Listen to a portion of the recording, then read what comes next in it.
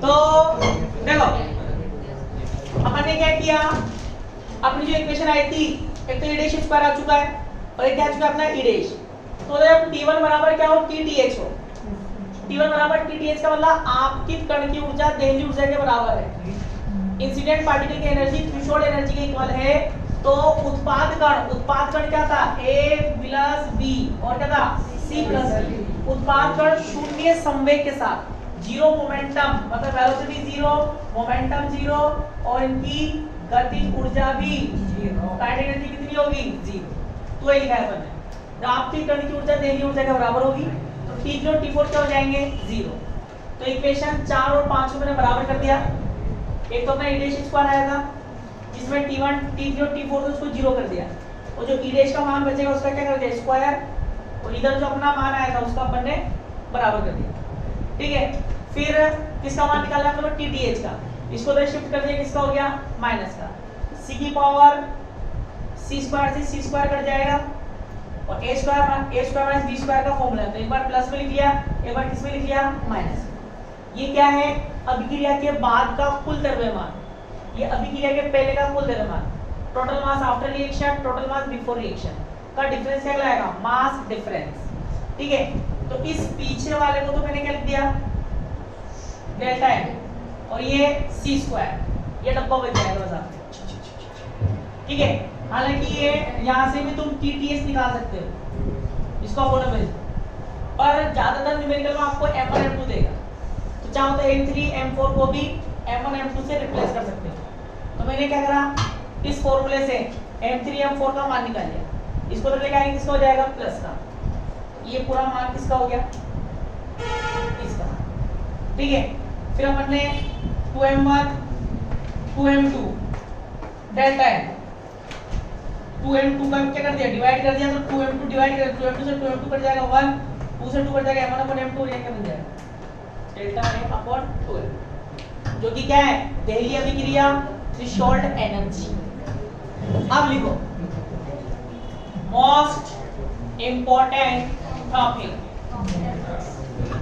Most important topic जो कि 100% आएगा ही आएगा। पेपर देने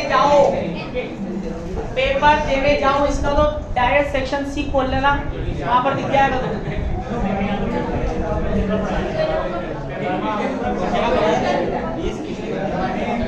देखो Compton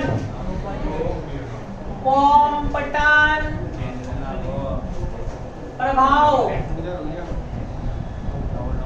Compton effect,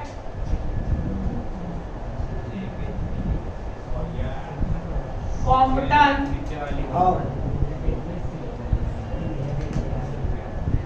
effect, Compton effect.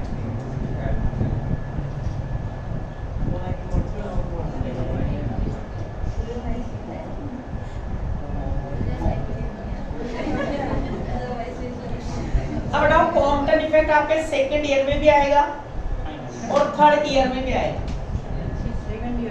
Compton effect second year में तो व्याख्या करेंगे चतुर्विम सदिश के आधार पर, फोर वेक्टर के बेसिस पर एक्सप्लेन करेंगे, और थर्ड ईयर में जो नॉर्मल एक्सप्लेनेशन होता है वो होगा। चले,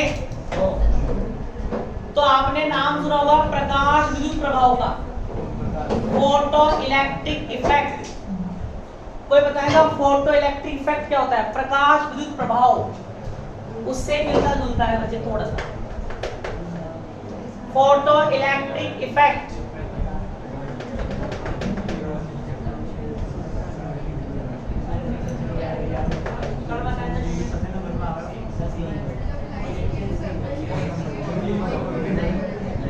जोर से, जब लाइट किसी सरफेस पे गिरती है तो इलेक्ट्रॉन किमिट हो जाते हैं, मिनिमम फ्रीक्वेंसी क्या बोलते हैं।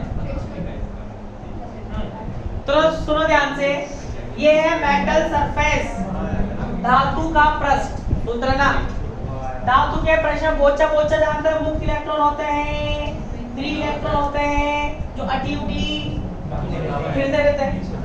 ठीक है, अपन ये चाहते हैं ये इलेक्ट्रॉन बाहर आए, कहाँ है? बाहर। तो इनको बाहर निकालने के लिए आप तीन तरीके से बाहर निकाल सकते हैं। ये बाहर तभी आएंगे जब इनको एनर्जी दोगे। क्या दोगे? एनर्जी, ऊर्जा दोगे। तो पहला तरीका क्या है? गर्म करो, हीट दोगे, इलेक्ट्रॉन को ऊर्जा मिलेगी, बाहर आ जाएगी। उसको बोलते हैं ताप आयनिक उत्सर्जन, थर्मल इमिशन। दूसरा तरीका, बैटरी लगा दो, जिससे भी ऊर्जा मिलेगी उससे भी बाहर आ जाएगी। उसको क्या बोलते हैं? क्षेत्र उत्सर्जन, फील्ड इमिशन। तीसरा तरीका, लाइट गिरा दो, प्रकाश गिरा दो, इलेक्ट्रॉन कहाँ जाएंगे? बाहर। उसको क्या बोलते हैं? प्रकाश विद्युत प्रभाव, फोटो इलेक्ट्रिक इफेक्ट। अब बेटा फोटो इलेक्ट्रिक इफेक्ट नहीं पढ़ना है, अपन को कॉम्पटन इफेक्ट पढ़ना है। अब कॉम्पटन इफेक्ट क्या ना, सुनना ध्यान से, सुनना बबलू। प्रकाश विद्युत प्रभाव क्या होता है? फोटो इलेक्ट्रिक इफेक्ट में तो क्या होता है? H2 फोटोन आया, इलेक्ट्रॉन बाहर आ गया, ये होता है फोटो इलेक्ट्रिक इफेक्ट, प्रकाश विद्युत प्रभाव। कुछ धातुओं में, कुछ मेटल्स में ऐसा होता है, ऐसा भी होता है। मतलब क्या होता है? ये इलेक्ट्रॉन है, आपने फोटोन गिराया, इलेक्ट्रॉन बाहर आएगा, बची कुछ एनर्जी से, बची कुछ एनर्जी से ये फोटोन भी बाहर आ जाता है, फोटोन भी बाहर आ जाता है। तो इस घटना को क्या बोलते हैं? कॉम्पटन प्रभाव। ये अंतर है बस दोनों में। इसमें ऐसे भी इलेक्ट्रॉन बाहर आएगा, कुछ पदार्थ ऐसे भी होते हैं जिनमें इलेक्ट्रॉन तो बाहर आता ही है, साथ में फोटोन भी कहा जाता है, बाहर आ जाता है, एक अलग आवृत्ति के साथ, एक अलग आवृत्ति के साथ। तो होता क्या है? अब बताओ, इनमें से किसकी फ्रीक्वेंसी ज्यादा होगी? आपतित की होगी या प्रकीर्णित निर्गत की होगी? किसकी होगी? भाई आपतित की ज्यादा होगी। इसकी एनर्जी मान लो होगी 100 जूल, ये 80 जूल से बाहर आ गया, तो इसकी कितनी होगी? 20 जूल। अब बताओ, मतलब न्यू बड़ा है किससे? New dash. तो बताओ लैम्डा और लैम्डा डैश में क्या होगा? कौन बड़ा होगा? न्यू बराबर होता है C/, लैम्डा। जिसका न्यू ज्यादा उसका लैम्डा छोटा, तो क्या आएगा? लैम्डा। तो इसको परिभाषित कैसे करते हैं? इससे भाई तरीका तो यही है, फोटोन गिराओगे, इलेक्ट्रॉन बाहर आएगा, इलेक्ट्रॉन के साथ साथ फोटोन, मतलब अलग आवृत्ति से फोटोन भी बाहर आ जाता है। तो क्या बोलते हैं? जब एक्स किरण, इसको एक्स किरण भी बोलते हैं, एक्स रे। क्या बोलते हैं? X ray. तो जब एक्स किरण फोटोन को, एक्स किरण फोटोन को धातु के पृष्ठ पर आपतित करते हैं, तो 2 एक्स किरण फोटोन प्राप्त होते हैं। कितने? 2। एक तो ये, इसको भी क्या बोलते हैं? एक्स किरण फोटोन बोलते हैं। क्यों? अब कोई बच्चे के सारे जो इलेक्ट्रॉन है, इसको एक्स किरण फोटोन क्यों बोल रहे हैं? क्योंकि डी ब्रोगली बोल गया। डी ब्रोगली क्या बोल गया? प्रत्येक गतिशील कण के साथ क्या चलती है? तरंग चलती है। तो जब इलेक्ट्रॉन गतिमान होगा तो इसके साथ क्या चलेगी? तरंग। मूविंग पार्टिकल के साथ कैसे एसोसिएट होती है? वेव। इसलिए अपन इसको वेव भी बोल सकते हैं। ठीक है, तो जब एक्स किरण फोटोन को आपतित करते हैं तो 2 एक्स किरण फोटोन प्राप्त होते हैं, एक और इनमें से एक एक्स किरण फोटोन की तरंग दैर्ध्य आपतित एक्स किरण फोटोन की तरंग दैर्ध्य से अधिक प्राप्त होती है। इस घटना को क्या नाम दिया? क्वांटम प्रभाव। मतलब एक्स रे फोटोन आया जिससे 2 एक्स रे फोटोन निकली, जिनमें से एक एक्स रे फोटोन की वेवलेंथ इंसिडेंट से क्या होती है? ज्यादा होती है। इस फिनोमेनन को क्या बोल रहे हैं? Quantum effect. फिर आपसे क्या बोलेगा? इन दोनों की तरंग दैर्ध्य में कितना अंतर है? Lambda dash minus lambda, delta lambda निकलवाएगा। क्या निकलवाएगा? डेल्टा लैम्डा, जिसको बोलते हैं क्वांटम विस्थापन। बोलते हैं क्वांटम विस्थापन, क्वांटम डिस्प्लेसमेंट। यहां तक पूछ सकता है। ज्यादा बड़ा पूछेगा तो इनके एंगल भी निकलवाएगा। इसका फाई एंगल बताओ कितना हुआ, इसका थीटा कितना हुआ, इसकी काइनेटिक एनर्जी बताओ, इसकी एनर्जी बताओ। तो अपन पूरा इसको डिटेल में पढ़ेंगे, जो जो इसमें है वो पढ़ेंगे।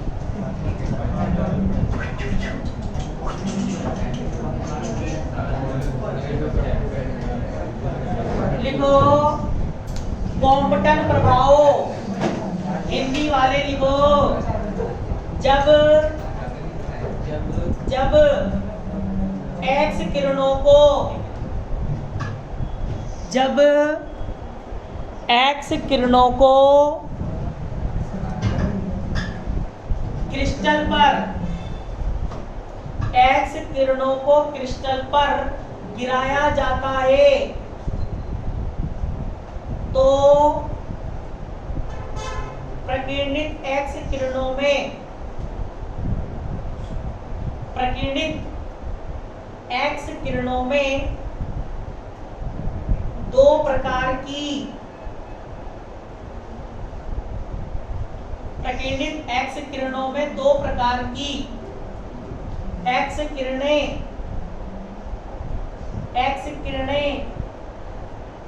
पाई जाती हैं। एक प्रकार की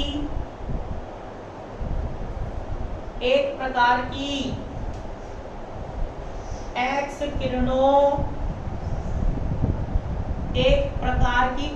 किरणों का तरंगदैर्घ्य, एक प्रकार की एक्स किरणों का तरंगदैर्घ्य आपतित एक्स किरणों के बराबर होता है, जबकि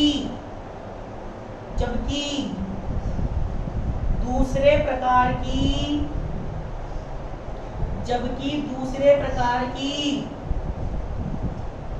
एक्स किरणों का, जबकि दूसरे प्रकार की एक्स किरणों का तरंगदैर्घ्य, एक्स किरणों का तरंगदैर्घ्य आपतित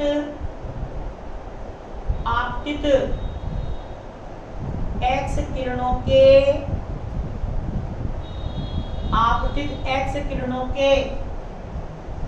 तरंगदैर्घ्य से, आपतित एक्स किरणों के तरंगदैर्घ्य से अधिक होता है।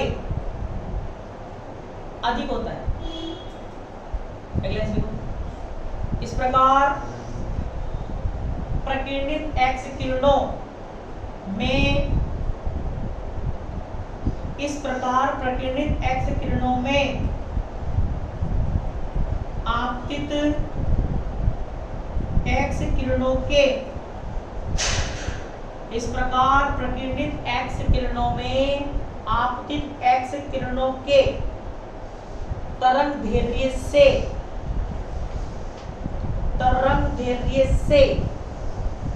अधिक तरंगदैर्घ्य वाली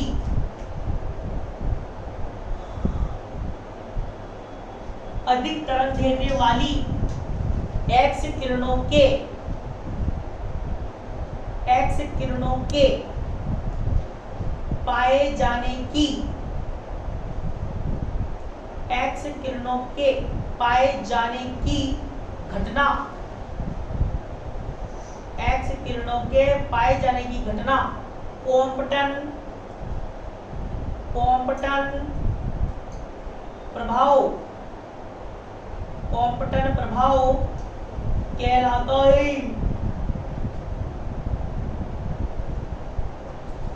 कॉम्पटन प्रभाव कहलाता है हम लोग।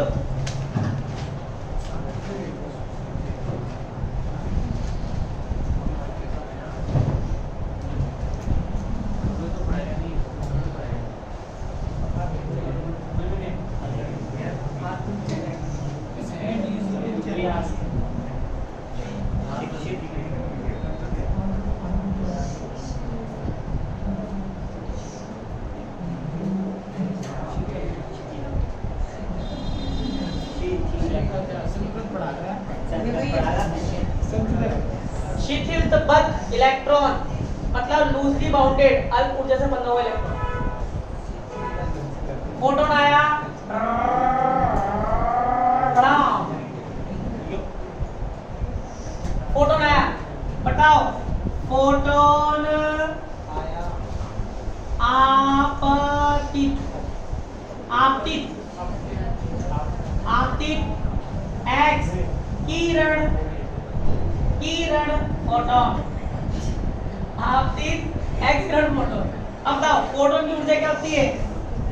E1 मान लो, क्या होती है? h new. फोटोन का संवेग, फोटोन का momentum h new upon c। आगे चलो, इलेक्ट्रॉन है, शिथिलबद्ध है, तो बताओ इस फोटोन का संवेग कितना होगा? 0। इसको तो अभी आगे चलो, और इसकी ऊर्जा किसमें होगी? सिर्फ द्रव्यमान की ऊर्जा है, तो क्या लिखेंगे? m0c²। अब क्या होगा? जैसे फोटोन से इलेक्ट्रॉन को ऊर्जा मिलेगी, इलेक्ट्रॉन बाहर घुस के आओ, किस एंगल पर? थीटा। किस एंगल पर? थीटा एंगल पर। कौन बाहर आएगा? इलेक्ट्रॉन बाहर आएगा तो कुछ ना कुछ वेग होगा, किस वेग से? v वेग से। और बची कुछ ऊर्जा से कौन बाहर आएगा? घुस के आओ। ये है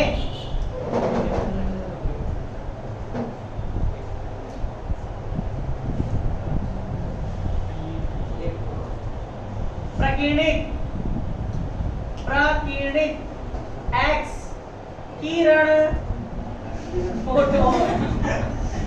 प्राकिरणिक एक्स किरण फोटोन जो आपतित दिशा से, कौन सी दिशा से? आपतित दिशा से, इंसिडेंट डायरेक्शन से कितने एंगल पर गई? फाइव। इलेक्ट्रॉन गया थीटा एंगल पर, प्रकीर्णित गई किस पर? फाइव पर। अब बताओ ये भी एक्स किरण है, तो इसका E2 डैश या E1 डैश मान लो, क्या होगा? H न्यू डैश, और P1 डैश क्या होगा? H new dash upon C। Hindi वाले चित्र बनाओ, इंग्लिश वाले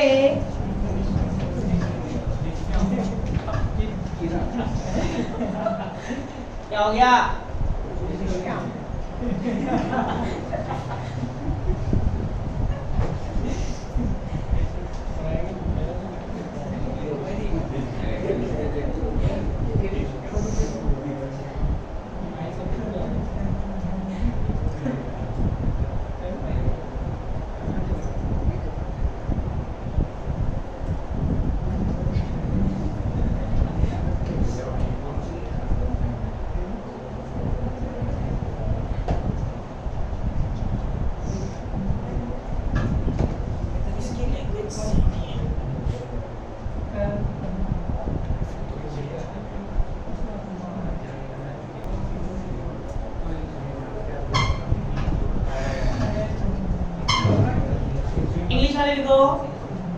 whenever scattering of X-ray, whenever scattering of X-ray take place on crystal, take place on crystal, then two components of X-ray are found,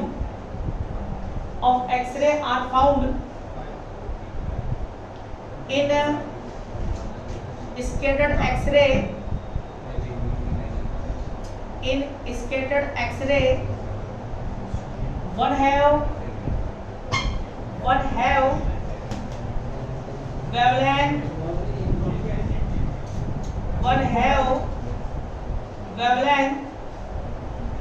equal to the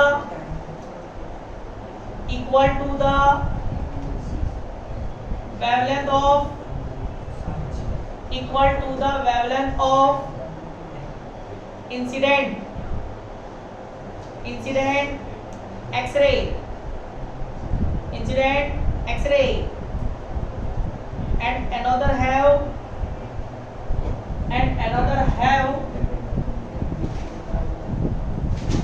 wavelength greater than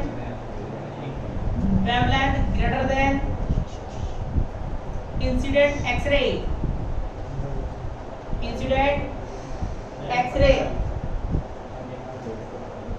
Actually go the event of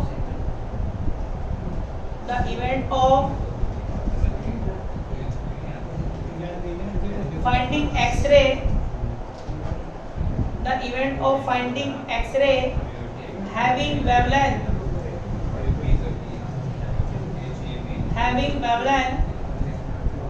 greater than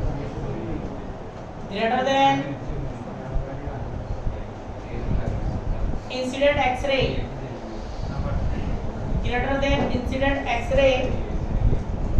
known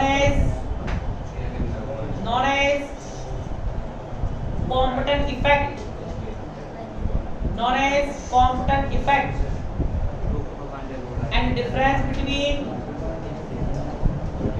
difference between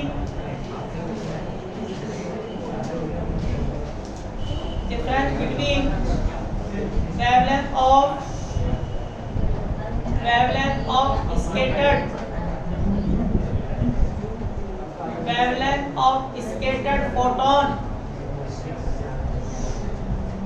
scattered photon and incident ray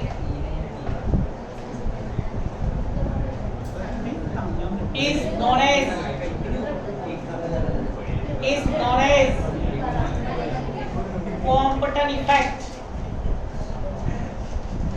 as Compton effect. Sorry, Compton displacement. Exactly go next line say the reason of Compton effect.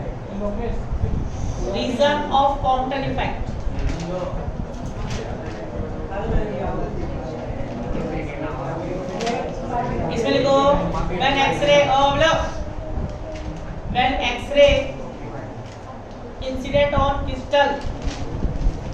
when X-ray incident on crystal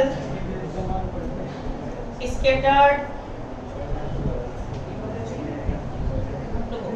चलेगा incident on crystal then X-ray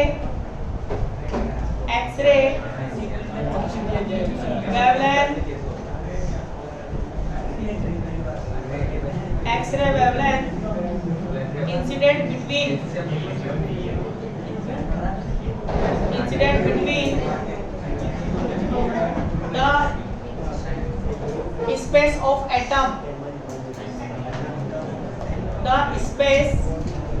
atom scattered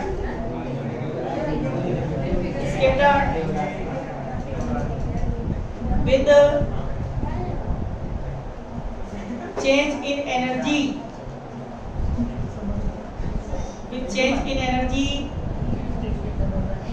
so there is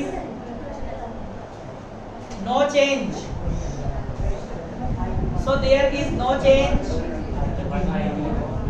in their wavelength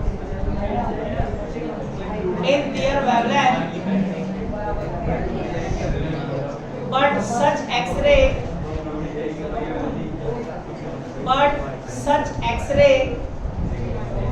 which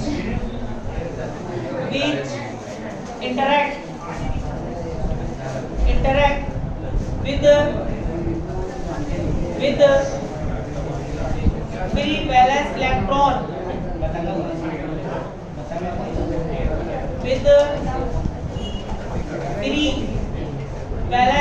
electron lost their energy and scattered with less energy scattered with less energy, so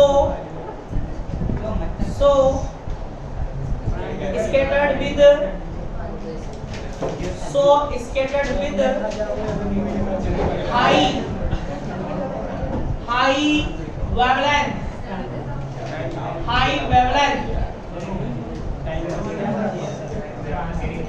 और ये board बना दो।